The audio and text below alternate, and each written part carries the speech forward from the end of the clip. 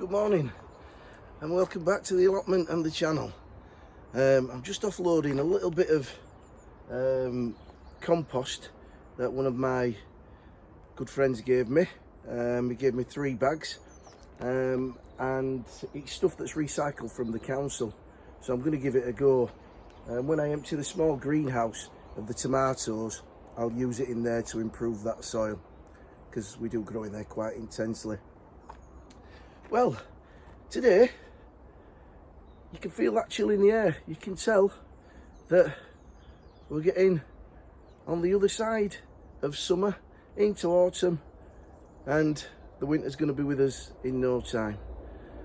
I've not been feeling too well over the last sort of 48 hours, particularly yesterday. Just had no energy, stomach cramps, hot flushes, felt horrendous. So it was an early night for me last night, and I slept the clock round, and I do feel a little bit better. But what I'm going to do is I'm just going to take it a little bit easier today. I'm not doing anything too physical, and what I thought I'll do is take you round and just show you some of the list of jobs that I've got to get done over the winter period. And this is why I say, you know, we see a lot of people come on the allotments and they're here from maybe March, April, and then come the end of September, you don't see them then for 6 months. And for me, I just think, well, it's not for me. I like to just keep on top of things. There's loads of things to do on the allotment that can stand you in good stead for the next year. When it comes round to sowing, I don't want to be having to think about other things. I want to be ready and doing that, because you all know, come the sowing time, it's hectic. So I'm going to take you around, show you 1 or 2 things, and hopefully if Mick's on, I'm going to take you across to his plot and show you the success, excuse me, the success he's had with the melons that I gave him. As you know, I had to throw all mine out, but Mick has done quite well with them, so I'll take you over to his plot. I think he's having a little bit of a burn, so I think I might join him for a cuppa. So let's crack on. I'll take you around and show you what's what. Right, I've drove round to the front side of the plot. We might as well start at the bottom and work our way up. There's quite a number of things that I've got to get done, but I've got a long time to do it.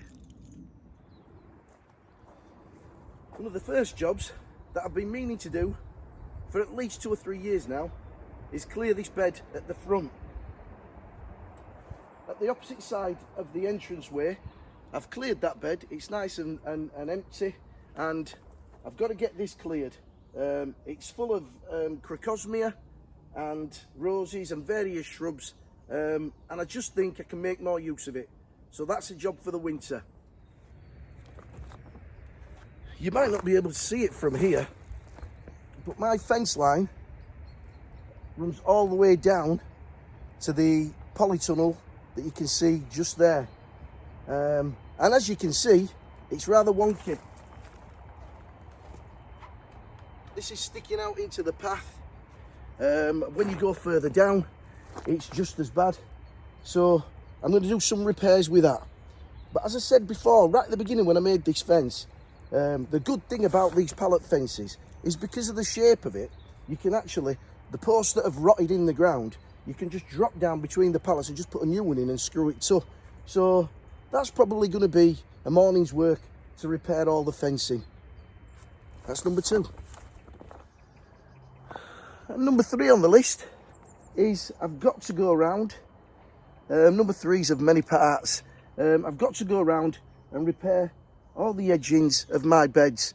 There's quite a few that need doing, particularly sort of at the top end of this plot, where some of the scaffold boards that I've had there, this January it'll be 8 years, they need replacing. So I've got a guy who can look after me in terms of the scaffold boards, so I'll be getting new scaffold boards and hopefully getting all those replaced with fresh new ones.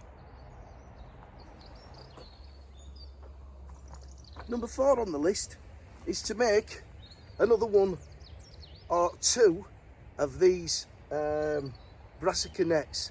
I was hoping to have had that done this season. But the guy that was getting me the roofing lats let me down.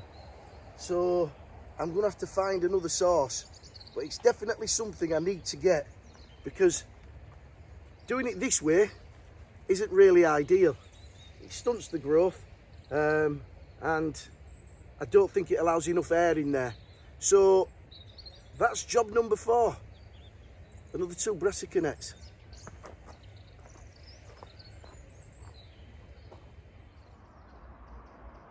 In at number 5 is the grapevine. And I'm going to do this sooner rather than later. I was going to plant it to grow up here and along here and move the honeysuckle, but I've decided against that, with the view that if I ever want to give this half of the plot up when I get old and decrepit and I can't manage it, then the grapevine wouldn't be mine because it'd be on the wrong side. So what I've decided is, I'll just go through here, is I think I'm going to take a flag out of where that old lawnmower's hung, just below it, and I'm going to put a trellis up the side of the linter of this shed here, and then from this point here across to that point of the shed there, I'm going to put a timber structure, and I'm going to allow the grapevine to grow up the side, up and over the top, and then hopefully I can put some supports in around the edge of this, the front of this shed here, and a trellis of some kind, and it can grow along there nicely. That's the plan. And number 6, as you can see, I've harvested all my onions. I think they're the Bedfordshire Champion on that side. Then we've got the red flash red onions there, and then we have the Ailsa Craigs here. And the job in here is to sort out some of this staging. Some of it's fine. It's just made out of a pallet, chopped in half, and then I just put on 4 legs and a couple of braces at the back to give it a little bit of stability. But some of the cross timbers here are starting to go over. So what I'm going to do is simply knock off the bad ones and replace them with some new ones. And that is going to be another job. And whilst I'm in here, Jimmy over at plot number 41, my northeast friend, showed me the progress of his cucumbers. Mine, as you can see there, are just starting now to take off, and I have started to get some flowers. So fingers crossed, Jimmy, I'll be joining you with the cucumber sandwiches in the next couple of months. Right, let's get on to job number 7. And job number 7. And that's to repair this coal frame. I've just used it, the doors and the hinges are hanging off. And all I've done is I've used it for, gosh, I nearly broke my wrist, for storing wood and the like. But I want to get that fixed. As you can see, the door there and the framing's come off. That's quite an easy job to do, really. It's just a case of stripping those timbers off and putting new ones on. The idea is that depending on whether or not I get this other 6 foot by 6 foot greenhouse that I talked about, going from the end of this greenhouse here, to grow such things as melons in and maybe sweet potatoes, if I do get that, then what I'm going to do is obviously have this repaired, and then this is going to go over here. I will, at the side of my shed, I will have to slot it, move that green barrel, and it will go in there where it'll get a lot of sunlight, and it'll really come in handy for me hardening off the plants come spring and summer. Right, let's move on to job number 8. So job number 8 is in my potting shed, which I do use right at the beginning of the season, but I tend to do a lot of the potting over in the greenhouse. I take out, as you can see, I've got the hole for the sand pit that I use as a potting bay, and I take that over and I put that in the large greenhouse and do a lot of potting on there. And the only reason I do that is because it's not very light in here. I've got the one window there, and I did toy with the idea when I put this in was to cut out another window for here, and I think that that's what I'm going to do, because in the winter when I'm doing potting on or whatever, it tends to be quite cold. It's a lot warmer in here than it is in the greenhouse, and it's just cozier. You know, I can put the radio on, I can even, you know, have a cuppa in here. So I'm thinking of framing this out, this panel here out, and putting in another window. So that is job number 8. They're mounting up, aren't they? And this is why I can never have the off season off, because there's just too much to do. Right, let's move on to number 9. I'm now at the bottom of the plot, and I'll just walk you around. And that's looking back up at the path from early on in the video. Now I maintain this, I cut all this grass all the way up to the very top. Now after the committee meeting last week, I heard that people are responsible for maintaining the path when you're looking at it from the road on the right hand side.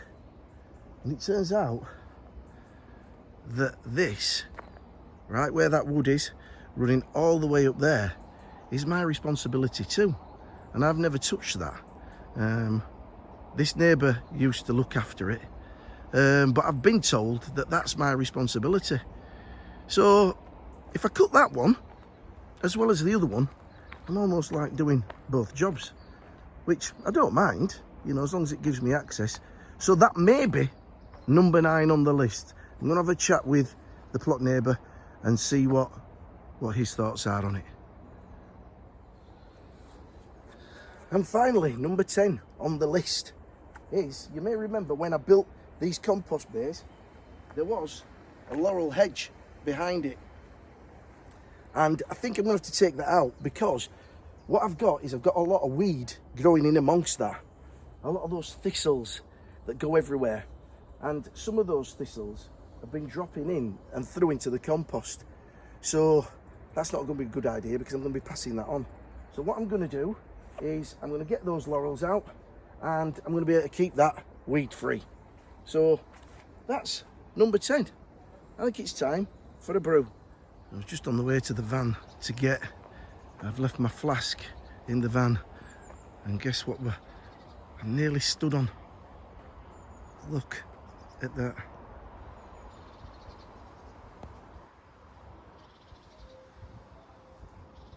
You know what? It's probably died of indigestion and eating all my sweet corn. But even though it's dead, I ain't going near that. When we nip up and see mix melons, I'll bring him back with me to shift that. Make my skin crawl. Oh, I just don't like rats. That was quite a big one, that.